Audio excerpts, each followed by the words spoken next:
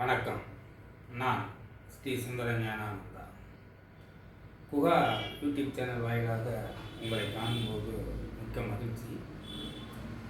தம்பி ஒருத்தர் இப்போ ஃபோன் பண்ணி ஐயா இந்த மாதிரி திருமணம் நிச்சயமாயிருக்கு. அதாவது பெண் வீட்டார்கள் எங்கள் வீட்டை பார்த்தாங்க, எங்கள் வீட்டார்கள் போய் பெண்ணு வீடெல்லாம் பார்த்தோம். ஆனால் இது வரைக்கும் நாங்கள் யாரும் கை நினைக்கலை. இந்த முதலாக போய் அதாவது கை நினைப்பதுங்கிறது சாப்பாடு சாப்பிட்றது, வைக்கிறது, ஒரு இணக்கத்தை ஒரு குடும்பத்தில் உருவாக்குறது. இந்த முதல் விருந்து அப்படின்னு அதுக்கு பேர். அந்த முதல் முறையாக பொண்ணுடைய வீட்டில் போய் நாங்கள் விருந்து சாப்பிட்ணும், அதுக்கு ஏதாவது நாள் நட்சத்திரம் ஏதாவது இருக்கா அப்படின்னு ஒரு கேள்வி கேட்டார். இப்போ அதாவது இந்த காலகட்டத்தில் கல்யாணம்ங்கிறதுக்கே யாரும் இப்போ நாள் பார்க்கறது இல்லை. முகூர்த்தம், அதாவது பஞ்சாங்கத்தில் கொடுக்கப்பட்டிருக்கக்கூடிய முகூர்த்த நாட்களில் முதல்ல மகால் அன்னைக்கு இருக்குதா, வேறு யாரும் புக்கிங் பண்ணியிருக்காங்களா அப்படின்னு தான் பார்க்குறாங்க. மகாலை பார்க்குறவங்க வரக்கூடிய அந்த மணமக்களுடைய மனநிலங்கள் பின்னாடி எப்படி இருக்கும் அப்படிங்கிறத யாரும் இப்போ உணர்றது இல்லை. ரெண்டாவது, காலம் வேகமாக ஓடிக்கிட்டு இருக்குது. நாளும் பார்க்குறதில்ல, நட்சத்திரம் பார்க்குறதில்ல. பரவாயில்ல, அந்த மாதிரி போச்சுனால அதுவும் அவர்களுக்கு ஒரு நிறைவை கொடுப்பதில்லை. எப்போ கல்யாணத்துக்கான வாய்ப்பு கிடைக்குதுன்னு பார்க்குறாங்க. பார்க்கும்போது ஏதோ ஒரு நல்ல நாள், அந்த நாளில் திருமணத்தை பண்ணோம்னா பிரச்சனை இல்லாமல் நாளைக்கு பையனுடைய வாழ்க்கையோ பொண்ணுடைய வாழ்க்கையோ முடிஞ்சிடும் அப்படிங்கிற ஒரு மனநிலைக்கு மக்கள் வந்துட்டாங்க.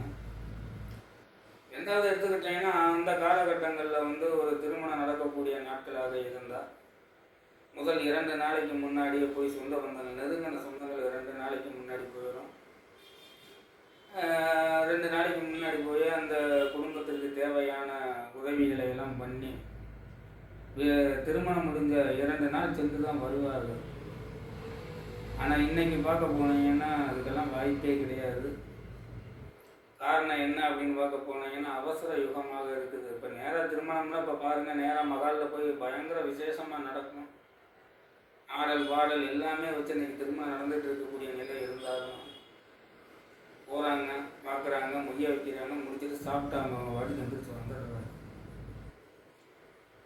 இன்றைக்கி பெரும்பாலும் ஞாயிற்றுக்கிழமையை தான் முகூர்த்தத்திற்கு விரும்புகிறாங்க. ஏன்னா அன்றைக்கி தான் வேலை இல்லாத நாளாக இருக்குது. அதாவது வேலைக்கு போகிறவங்க அன்றைக்கி விடுமுறை நாளாக இருக்கும்.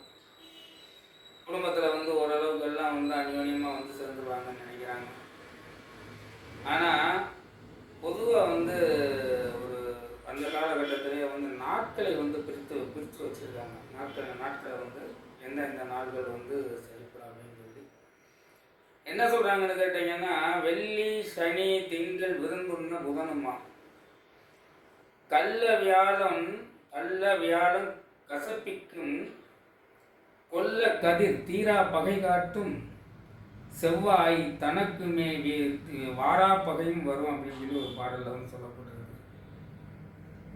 அதாவது வெள்ளிக்கிழமை, சனிக்கிழமை, திங்கட்கிழமை திங்கள் புதன் இந்த நாட்களில் விருந்துண்ண போகிறது ஓரளவுக்கு நல்லா இருக்கும். குடும்பத்தில் ஒற்றுமையை கொடுக்கும் அப்படிங்கிற ஒரு காலம் இருந்துச்சு. இன்றைக்கி அதெல்லாம் பார்க்கறதில்லன்னா நேரமும் தெரியல, காலமும் தெரியலங்கிற மனநிலைக்கு மக்கள் வந்துட்டாங்க. வந்ததுனால அது என்ன இப்போ கேட்டிங்கன்னா, என்னைக்கு நம்மளுக்கு ரெஸ்ட்டு கிடைக்குதோ அன்றைக்கி விசேஷம் வச்சு அன்றைக்கி குடும்பத்தோடு போகலாம். குடும்பத்தோடு இல்லை, யாராவது ஒருத்தர் போயிட்டு வரலாம், அந்த மனநிலைக்கு வந்துட்டாங்க. அப்போ என்ன சொல்கிறாங்க பார்க்க போனீங்கன்னா, வெள்ளிக்கிழமை, சனிக்கிழமை, திங்கட்கிழமை, புதன்கிழமை இந்த நாட்கள் விருந்துண்ணுவதற்கு சொந்தக்காரங்க வீட்டில் போய் சந்தோஷமாக மனமகிழ்வோடு இருந்துட்டு வருவதற்கான நிலை நல்லா இருக்கும் அப்படின்னு அந்த காலத்தில் சொல்லியிருக்காங்க. ஆனால் இன்னைக்கு வியாழக்கிழமை அல்லது செவ்வாய்க்கிழமை, ஞாயிற்றுக்கிழமை எதுவும் நம்ம பார்க்குறதுல பரவாயில்ல, இருக்கட்டும். அடுத்து அதுக்கும் இன்னொன்று சொல்லியிருக்காங்க. என்னன்னு பார்க்க போனீங்கன்னா, கற்பினால் 3 எண்ணெய் கெடிமணம் சிரத்தாட்டம் போக்கு, வற்புறு பிணி மருந்து மயிர் வினை மறுவலாகா அப்படின்றது. அதாவது ஒருவருடைய ஜென்ம நட்சத்திரமோ அல்லது அணுஜன்ம நட்சத்திரமோ அல்லது திரிஜன்மம் நட்சத்திரக்கூடிய அந்த 3 நட்சத்திரங்கள் ஒவ்வொரு மனிதர்களுக்குமே இருக்குது. உதாரணமாக எடுத்துக்கிட்டிங்கன்னா, ஒரு மனிதர் அஸ்வினியில் பிறந்திருந்தாருன்னா அஸ்வினி, மகம், மூலம் இது 3 கேதுவுடைய நட்சத்திரங்களாக இருக்கிறதுனால ஜென்மம், அணுஜென்மம், திரிஜென்மம்னு அந்த 3 நட்சத்திரங்கள் சொல்லப்பட்டிருக்குது. இந்த மாதிரி நட்சத்திரங்களாக இருந்தாலும் அதே மாதிரி அவர்கள் பிறந்த திதி, அவர்கள் பிறந்த கிழமைகளில் வந்து என்ன சொல்கிறோம் அப்படின்னு கேட்டிங்கன்னா, எண்ணெய் தேய்த்து குளிக்கக்கூடாதுங்கிற அதாவது கற்பினால் 3 எண்ணெய் கடிமணம் சிரத்தார்த்தம் போக்கு வற்புறு பிணி மருந்து மயில் வினை மறுவலாகா அப்படின்னு சொல்லியிருக்கேன். அதாவது சவரம் பண்ணுறது, சிரத்தார்த்த திதி கொடுக்கறது, அவங்க ஜென்ம நட்சத்திரத்திலேயோ அவங்க பிறந்த நாளிலேயோ அல்லது அவங்களுடைய திதியிலேயோ யார் சிரத்தார்த்த திதி கொடுக்க போகிறவங்க அந்த இதில் வந்து செய்யக்கூடாதுன்னு சொல்லி ஒரு விதி அந்த காலத்தில் வச்சுருந்தாங்க. இன்றைக்கி பொதுவாக பார்க்க போனாங்கன்னா அமாவாசை திதியில் பிறந்தவன் அமாவாசையில் போய் முன்னோர்களுக்கு திதி கொடுக்கக்கூடாது. அமாவாசையில் பிறந்தவன் அமாவாசை திதியில் போய் கொடுக்கக்கூடாது. கேட்டாப்பா அதுக்கு ஒரு விளக்கம் கொடுத்துறாங்க. அமாவாசை பௌர்ணமிக்கு வந்து எந்த விதமான தோஷங்கள் எதுவும் கிடையாது அப்படின்னு சொல்லி. அப்போ பெரும்பாலும் வந்து இந்த ஜென்ம நட்சத்திரத்திலேயோ அல்லது ஜென்ம திதியிலேயோ அல்லது ஜென்ம நாளில் பிறந்த நாள்லேயோ என்ன பண்ணலாங்கிற விற்புகள் முதல் விற்றல் விருந்துண்ணல் வழங்க செய்தல், அதாவது கொடுக்கறது வழங்க செய்தல் பொற்பனி மகுடமாடை புகழும் மாடை அப்படின்னு அந்த பாடலில் சொல்கிறான். என்னென்ன சொல்கிறான்? விருந்துண்ண போகலாங்கிறேன். ஜென்ம நட்சத்திரத்தன்னைக்கோ அணுஜென்ம நட்சத்திரத்தன்னைக்கோ திரிஜென்ம நட்சத்திரம் அன்னைக்கோ போகலாம், பிறந்த திதி அன்னைக்கு போகலாம். அதே மாதிரி பிறந்த கிழமையில், அந்த கிழமையில் தான் சொல்லப்பட்டிருக்கக்கூடிய ஞாயிறு, வியாழன், செவ்வாய் இந்த 3 நாட்களை தவிர்த்து மற்ற நாட்களில் தாராளமாக போய் விருந்துண்ண போகலாம். அதே மாதிரி எடுத்துக்கிட்டிங்கன்னா ஒரு பொருள் வாங்கிறது, விற்கிறது, மற்றவர்களுக்கு உதவுறது, ஒரு புகழுக்காக அழைப்பிதழ் கொடுத்து கௌரவப்படுத்தக்கூடிய நிலையை ஏற்படுத்திக்கிறது. அதே மாதிரி எடுத்துக்கிட்டிங்கன்னா மகுட மாடை புனலும் அப்படிங்கிற, அதாவது அரசாட்சி செய்யக்கூடிய நிலை, மந்திரியாக பதவி ஏற்றுக்கிறது. இந்த மாதிரியெல்லாம் வந்து அந்த ஜென்ம நட்சத்திரம், ஜென்ம திதி, ஜென்ம நாட்களில் வந்து செய்யலான்னு வந்து ஒரு நிலையை வந்து ஏற்படுத்தியிருக்காங்க. அதனால் வந்து பெரும்பாலும் வந்து இன்றைக்கி காலத்துக்கு உற்று போகக்கூடிய நிலை வந்து இன்றைக்கி இல்லைனாலும் ஓரளவுக்கு வந்து முன்னோர்களுடைய சொற்களை கடைபிடித்து வாழக்கூடிய நிலை இருந்தால் கண்டிப்பாக வாழ்க்கையில் ஒரு நல்ல முன்னேற்றம் அடைவதற்கான வாய்ப்பை வந்து ஏற்படுத்தி கொடுக்கும். இன்றைய பொறுத்த வரைக்கும் அவசர யுகமாக இருக்குது. அதாவது மக்கள் வந்து ஒரு இடத்துல நிலையை நிற்கிறது இல்லை, அவசரமாக ஓடிட்டு இருக்காங்க.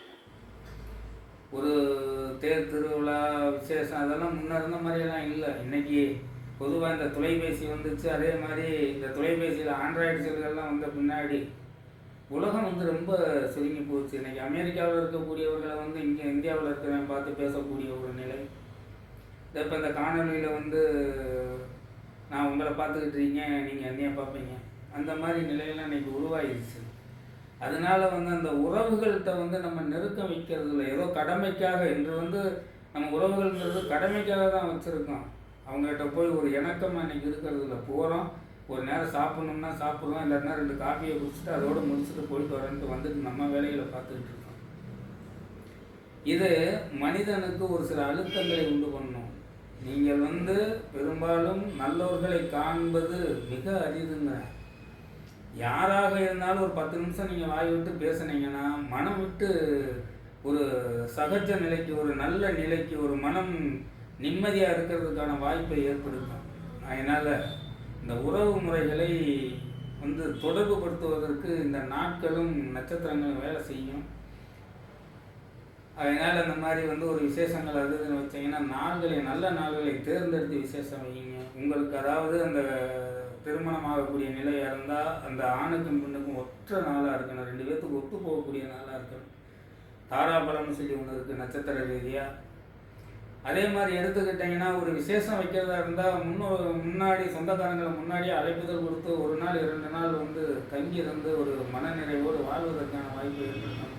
ஆனால் இன்னொரு பக்கம் பார்க்க போனீங்கன்னா பொருளாதார சுமை வந்து மனிதர்களுக்கு அதிகமாக இருக்கிறதுனால முன்ன மாதிரி சொந்த பந்தத்தெல்லாம் கூப்பிட்டு 2 நாளைக்கு 3 நாளைக்கு உட்கார வச்சு நம்மளும் ஜோறு போட்டு இல்லை நம்மளும் அவங்க வீட்டில் போய் 2-3 நாளைக்கு உட்காந்து சாப்பிட்டு எந்திரிச்சு வர்றதுக்கான வாய்ப்பு இருக்கான்னு பார்த்தா அதுக்கான காலம் வந்து இன்னைக்கு சாத்தியப்படாத நிலையாகி போச்சு.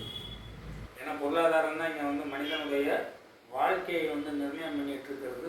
முடிந்த வரைக்கும் இந்த நாள் நட்சத்திரங்களை அனுசரித்து இனஜனங்களை அனுசரித்து போனீங்கன்னா வாழ்க்கை வந்து நிம்மதியாக சந்தோஷமாக இருக்கும்.